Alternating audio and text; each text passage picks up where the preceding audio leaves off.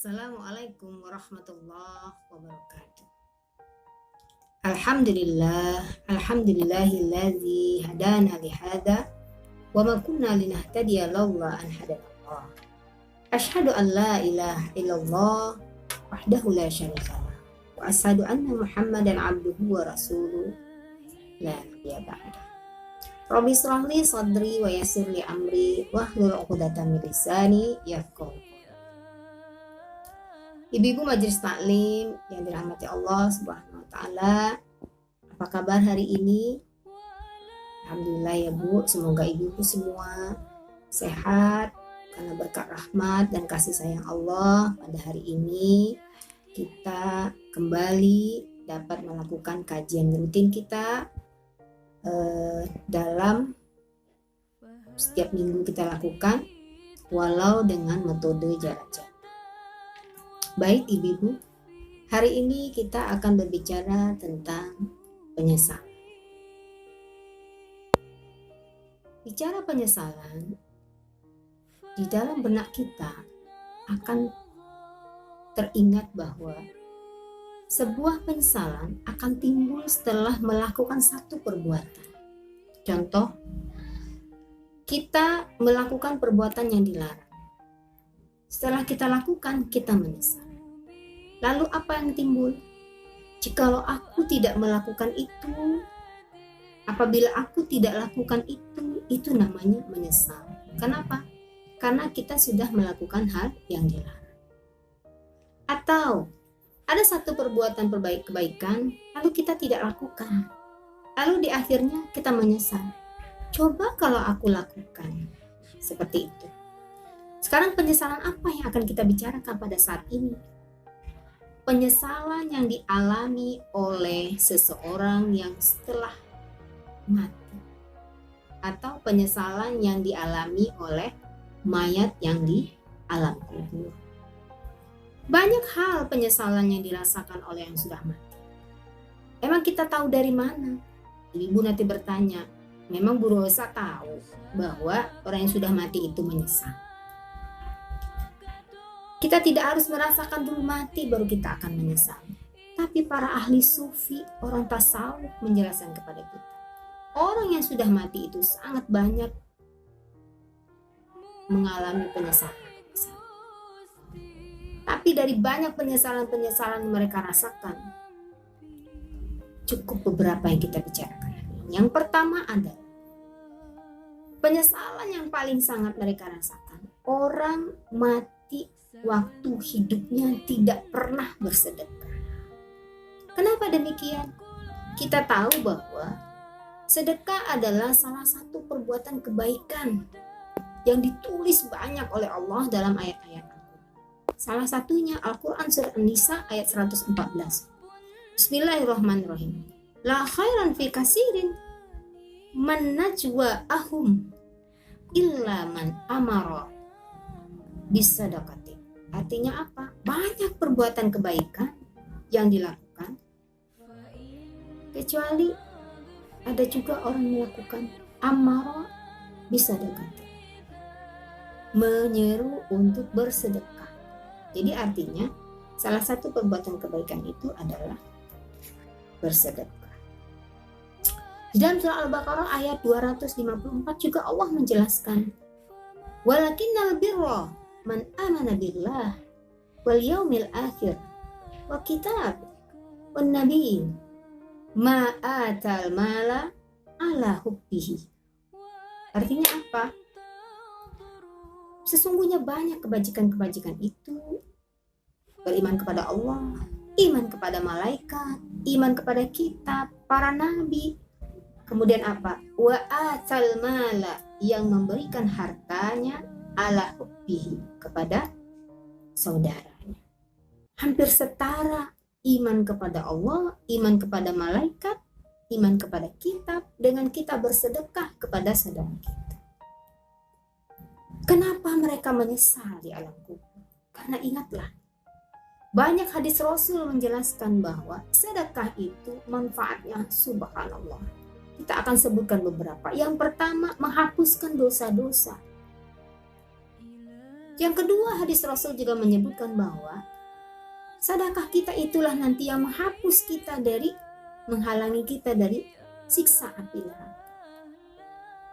Yang ketiga juga, kalau di dunia sedekah adalah memudahkan rezeki kita.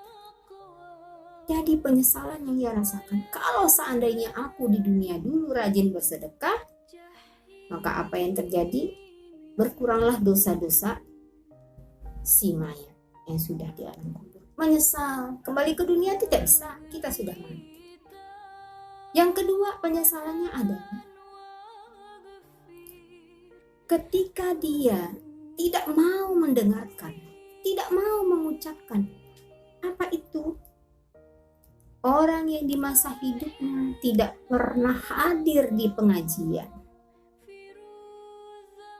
Seperti yang dikatakan oleh Lau kunna nasma'u. Kata siapa? Kata semaya. Jikalau aku tidak mendengar, jikalau aku juga tidak berpikir. Jadi dia menyesal tidak mendengar, menyesal tidak berpikir. Apa? Kala ia mendengar dan berpikir saat hidupnya, tentulah dia tidak akan mengalami bahwa dia akan menjadi golongan masuk ke dalam neraka syair. Apa itu neraka syair, ibu-ibu? Neraka yang dikhususkan kepada para manusia yang tidak pernah masuk ke dalam kelas-kelas pengajian, taklim. Jadi ibu yang ngaji setiap minggu, setiap hari hadir di taklim, alhamdulillah akan terhindar dari neraka syair. Lalu bagaimana caranya? Kalau kita saat sekarang di dunia, kita sudah mendengar taklim, sudah berpikir bahwa taklim ini adalah amal jariah, kita tidak begitu saja setelah mendengar sudah tidak ada tanggung jawab. Tidak juga. Ibu-ibu pada saat ini misalnya, ibu telah membuka video kajian kita, ibu dengarkan, lalu ibu simpulkan. Setelah itu ibu sampaikan kepada tetangga, teman yang tidak sempat menonton video ini. Bagi ibu ini menjadi amal jariah. Dicatat. Kalau ibu tidak lakukan, nanti ibu di alam kubur ibu menyesal. Kenapa ya dulu saat aku mendengarkan kajian di taklim, saat aku menonton dan mendengarkan materi di video, aku tidak sampaikan kepada tetanggaku, kepada temanku. Alangkah menyesal sekali. Yang ketiga, penyesalan seseorang mayit adalah yang tidak melakukan sholat tepat pada waktunya atau bahkan tidak melakukan sholat sama sekali. Kapan? Jangankan waktu dia sudah menjadi mayat. Seseorang yang terbaring di rumah sakit, di dalam ICU, terdengar azan, itu sudah merupakan mereka penyesalan. Allahu Akbar, Allahu Akbar. Terus azan sampai hayya 'alas shalah. Apa itu, Bu? Mari kita sholat. Lalu orang yang terbaring, lemah, tidak bisa bergerak di rumah sakit, di sana saja dia sudah menyesal. Ya Allah, saat ini aku sudah lemah, tidak bisa bergerak di ruang ICU, tidak bisa sholat. Apa yang mereka sesali? Kenapa pada waktu aku sehat dulu mendengarkan azan hayya 'alas shalah? Oh, WA kita belum selesai, ya. Bergurau di grup. Apalagi, Bu? Melihat konten-konten di marketplace, buka Lazada, belum kelar nih, apa yang sedang diskon. Pada saat ini kan begitu ya. Atau bagaimana kita lagi ngerumpi, belum selesai. Syukur alhamdulillah, ibu-ibu yang ada di taklim ini tidak akan seperti itu. Yang mana itu, Bu Rosa? Itu yang di luar taklim, yang tidak ngaji. Mereka masih seperti yang kita duga, bahwa ketika orang azan tidak tergerak hatinya segera sholat. Yang ketiga adalah, yang keempat adalah orang yang tidak pernah menyambung silaturahim. Kenapa ibu-ibu? Orang yang tidak pernah menyambung silaturahim ini adalah merupakan orang yang sangat rugi sekali.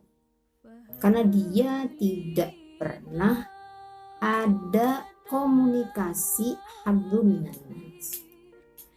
Kalau mereka tidak pernah hablum minan nas, apa yang terjadi?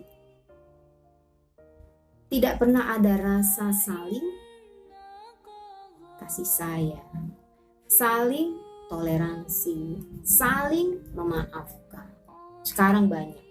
Jangankan antara kita dengan tetangga, antara kita dengan teman, antara kita dengan keluarga kita aja silaturahimnya sudah. Contoh, anak kita di sudut kiri, suami kita di depan. Kemudian siapa lagi? Anak kita yang kedua di sudut kanan. Mungkin ada ibu bapak kita yang masih tinggal bersama ibu kita di sebelah kanan kita, sebelah kiri kita bapak. Kita duduk dalam posisi saat ini di mana kita berhadapan atau berada di lingkungan keluarga kita. Semua pegang gadget. Ada dalam satu ruangan, ada 6 orang yang dikira itu sudah terkategori banyak, tapi sepi, sunyi, senyap. Kenapa? Semua sibuk dengan urusan masing-masing. Tidak ada silaturahim, tidak ada komunikasi. Itu di dalam keluarga sendiri, apalagi dengan tetangga. Ini yang terjadi saat ini. Hati-hati. Maka silaturahim ini harus kita jalin. Kenapa? Karena memang silaturahim salah satu tempat kita untuk apa? Yang disesali oleh si mayat apa? Silaturahim adalah tempat kita saling bermaafan. Jadi kalau kita ketemu dengan sesama tetangga kita sama muslim, jangan tunggu nanti mau lebaran atau Ramadan bermaaf-maafan. Tidak. Kita sudah kumpul bersama kajian. Pada hari itu juga kita langsung minta maaf lahir batin. Kenapa? Seandainya ada tadi bergurau atau dalam kata kita ada yang salah, maka kita saling bermaaf. Jadi di dalam silaturahim itu ada konsep maaf memaafkan.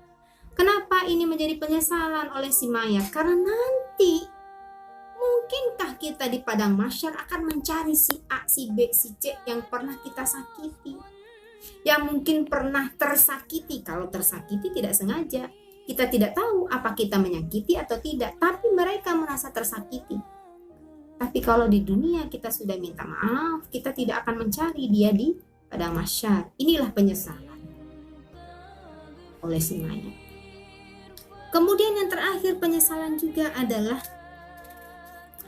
karena pada saat dia hidup dia tidak pernah berdakwah. Wah, ini gawat sekali. Nanti ibu-ibu pada protes, Bu Rosa, kami kan nggak bisa berdakwah. Kenapa kami bukan ustazah? Bukan. Dakwah itu dalam bahasa Arabnya adalah mengajak.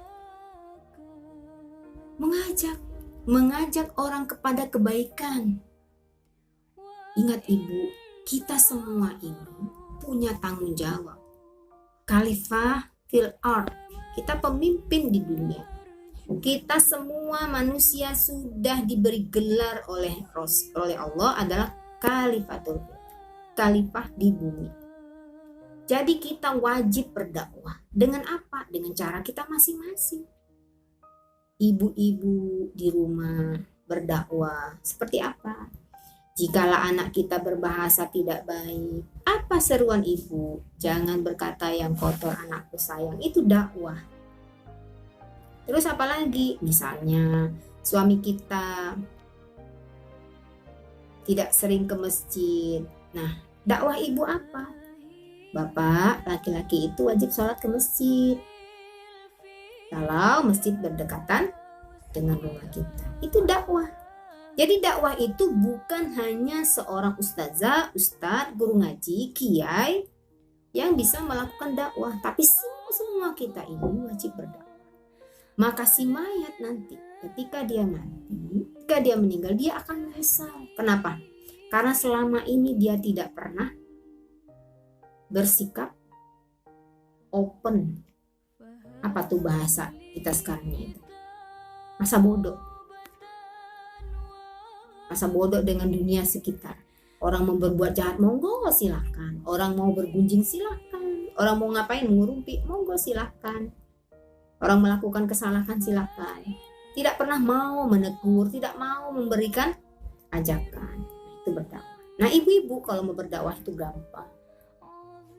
Ibu-ibu pulang kajian, pulang taklim, mendengarkan sepatah dua patah kata, ya, 1 poin 2 poinnya didapat. Contoh hari ini ibu mendengarkan apa?